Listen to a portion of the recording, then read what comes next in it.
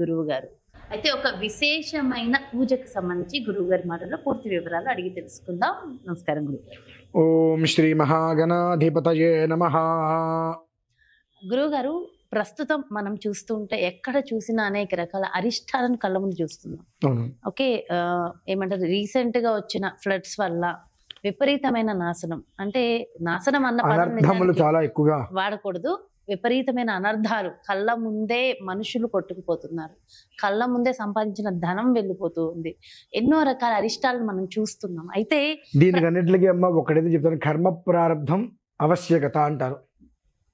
అవశ్యం కర్మ ప్రారంధం అనుభవిస్తున్నారు అని కూడా నేను చెప్తాను. పాపం చిన్న చిన్న పిల్లలకి కూడా ఎన్నో రకాల ఇబ్బందులు మనం చూస్తున్నాం. అయితే అసలు ఇలాంటివి లేకుండా ప్రతి ఒక్కళ్ళు వాళ్ళ జీవితంలో సుఖంగా సంతోషంగా ఉండడం కోసం కూడా అసలు పూజలు ఇలాంటివి ఏమైనా ఉంటాయంటారు? ఇలాంటి ఇబ్బందికర వాతావరణం ఎందుకు వస్తుందంటారు? దానికి కూడా పూర్తి వివరణ. తప్పకుండా అమ్మా. అయితే ఇప్పుడు మనం సంపాదించినవన్నీ కూడా కొట్టుకుపోతూ ఉంటాయి, మళ్ళీ సంపాదించుకోవాలి, నిలబడాలి, బాగుపడాలి. వీటికి ఏదైనా మూలార్థం ఉందా అంటే అక్షయంగా సిరి సంపదలను ఇచ్చేటువంటిది అమ్మవారు. దీనికి ప్రమాణం చెప్పాలంటే శంకరు యతివరు ప్రార్థన మేరకు బంగారు వర్షం కురియగలేదా అంటే, శంకరాచార్య స్వామి వారు ప్రార్థన చేయగా అమ్మవారు ఏం చేసిందండి, బంగారు వర్షం కురిపించింది. అలాగే దేవీ పరుడు ధర్మధ్వజుడు అమ్మవారు నమ్ము కూర్చున్నాడు. అమ్మ నువ్వే దిక్కు, నువ్వే రక్ష, నువ్వు తప్ప నాకు వేరే ఏమీ లేదు. మహారాజు శరణాగత దీనార్థ పరిత్రాణ పరాజనే సర్వస్యార్తి హరే దేవి నారాయణి నమోస్తుతే, నువ్వు తప్ప నాకు దిక్కు లేదు అన్నాడు. అమోఘమైన అద్భుతమైన సంతానాన్ని ఇచ్చిందమ్మ. మరి ఇంద్రుడు దగ్గర ఉన్నటువంటిదే కల్పవృక్షం, కానీ ఆయనకే దిక్కులేని స్టేజ్ వచ్చింది. అప్పుడు దేవీ యాగం చేశాడు ఇంద్రుడు. ఆ దేవీ యాగము చేసినటువంటి ఇంద్రునికి అక్షయ సంపదలు ఇచ్చినటువంటి కల్పతల్లి అమ్మవారు. ఆవిడికి సంబంధించినటువంటిది మహాలక్ష్మి యాగం కనుక చేసినా చూసినా వారు సంపాదించేటువంటిది ధర్మపదమై కుటుంబాన్ని రక్షిస్తుంది, కుటుంబాన్ని పోషిస్తుంది. మనం సంపాదించేటువంటిది రూపాయి ధర్మంగా ఉంటే మన కుటుంబాన్ని చక్కగా కాపాడుతుంది. అధర్మంగా, అప్రమాణంగా, అబద్ధాలతో మనం ఏదైనా చేశాము అంటే అది అంతకంత మనిషిని ససేమిరా చాలా దారుణమైన ఇబ్బందులు అయితే గురి చేస్తుంది. అటువంటిది ఏ ఇబ్బందులు లేకుండా మనం సంపాదించేటువంటి సంపాదన ధర్మయుక్తంగా ఉంది, మన కుటుంబాన్ని కాపాడాలి, కుటుంబం ముందుకు వెళ్ళాలి అన్నట్లయితే ఆ ఒక్క కల్పవల్లి మహాలక్ష్మి యాగం అనేటువంటిది ప్రతి ఒక్క మనిషికి చాలా అవసరం. ఒకటి. ఇకపోతే అందులో వాడేటువంటివి 24 రకములైనటువంటి వనమూలికలు, సుగంధ పరిమళ ద్రవ్యాలు 24 రకాలు ఉంటాయమ్మా. ఆ 24 రకాల సుగంధ పరిమళ ద్రవ్యాలతో ఆ కల్పవల్లి మహాలక్ష్మి యాగం. కల్పవల్లి అంటే ఏమిటి అంటే, మీరేం కోరలేదు కదా, మీరే పాపాత్ములు. అంటే కోరని వాడు పాపాత్ముడు. కొంగుబట్టి తల్లి నీవే రక్ష, నీవే నాకు దిక్కు అని ఆవిడ కొంగుబట్టి అడగండి. కల్పవల్లి అంటే నువ్వు ధర్మయుక్తంగా నీ కోరిక ఉండాలి, కానీ తథాస్తుని జారిపోస్తుంది ఆవిడ. అది నువ్వు పట్టుకుంటావా పట్టుకోవా నీ కర్మ. అమ్మవారిని బాగా ప్రార్థన చేశారు. బాగా ప్రార్థన చేయగా అమ్మవారు ప్రత్యక్షమైంది.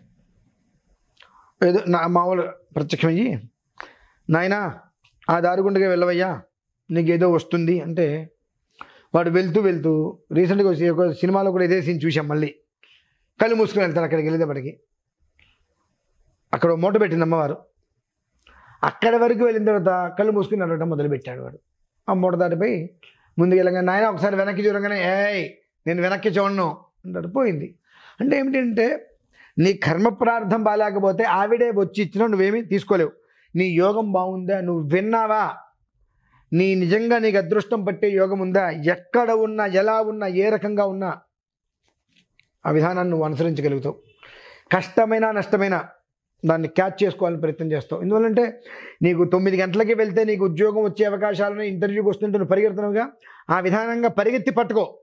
పరిగెత్తు పట్టుకో అమ్మవారిని. అమ్మవారు నువ్వు పట్టుకున్నావా, ఒకరి పక్కన సున్నా పెట్టండి, ఎంత? 10, ఇంకో 0, 100, ఇంకొక 0, 1000, ఇంకొక 0, 10,000, ఇంకొక 0, లక్ష, ఇంకొక 0, కోటి, 10 లక్షలు, 10 లక్షలు, ఇంకొక 0, కోటి, ఇంకొక 0, 10 కోట్లు. కోటి. అలా వెళ్తుంది జీవితం. ఉమ్. అంటే అక్కడ ఒకటి మారదు, ఒకటి మారదు.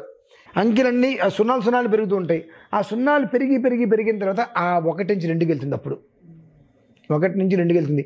100 కోట్లు కాస్త 200 కోట్లకి వెళ్తుంది. 1 కోటి కాస్త 2 కోట్లకి వెళ్తుంది, 3 కోట్లకి వెళ్తుంది.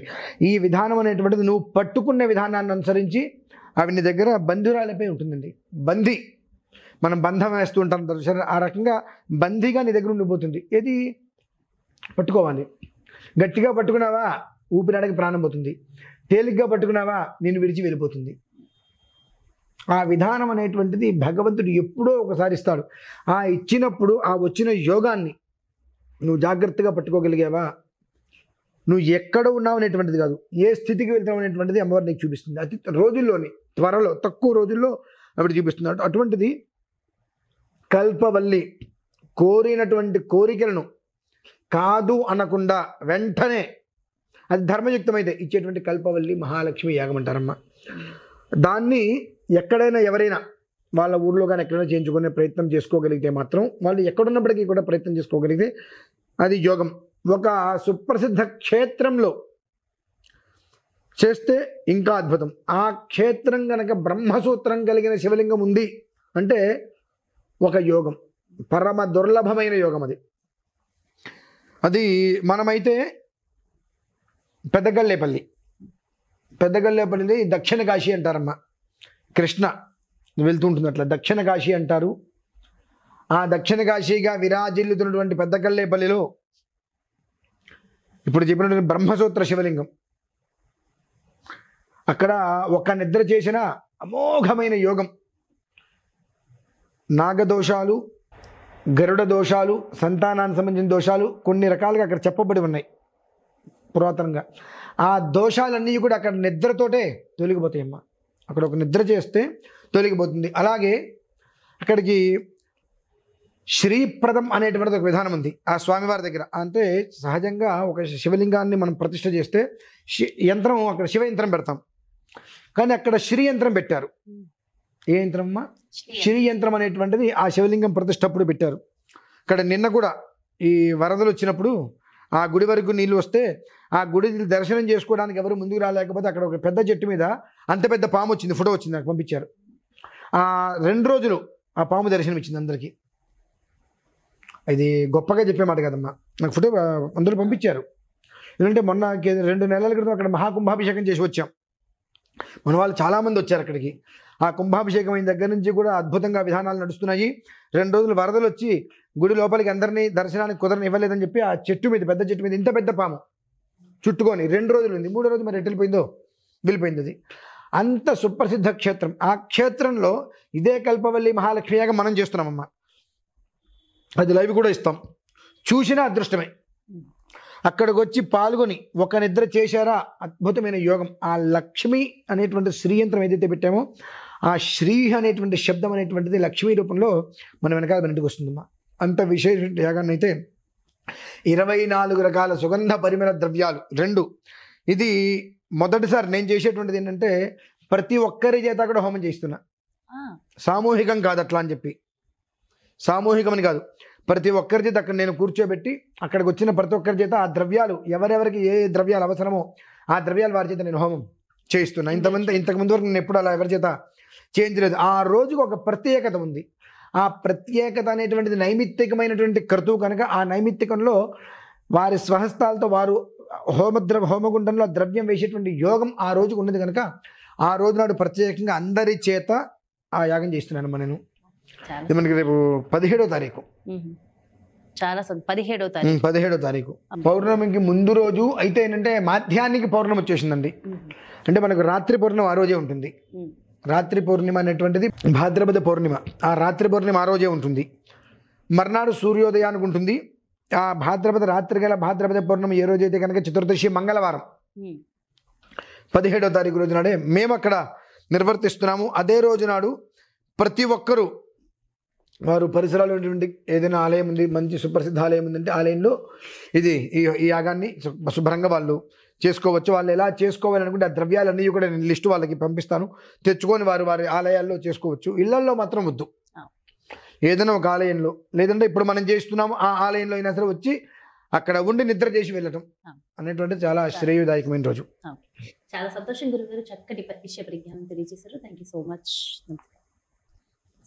ఇదండి, మరి ప్రస్తుతం పడుతున్న ఇబ్బందుల నుంచి బయటపడాలి, మన స్థితి ఉన్నత స్థితికి వెళ్ళాలి అంటే ఖచ్చితంగా మరి మనం చేయవలసిన విధి విధానాలు కొన్ని అవేంటో వివరంగా వివరించారు కదా గురువు గారు. మరో ప్రత్యేకమైన కార్యక్రమంతో మళ్ళీ మీ ముందుకు వచ్చేస్తాను. మరి అలాగే మీ యొక్క జాతకానికి సంబంధించి కానీ, లేదంటే గురువు గారు ప్రత్యేకంగా నిర్వహించేటటువంటి పూజలు, ఈ హోమాలలో మీరు కూడా పాల్గొనాలి, వివరాలు కావాలి అంటే క్రింద డిస్ప్లే అవుతున్నటువంటి నెంబర్స్ కి కాల్ చేయగలరు. నమస్కారం.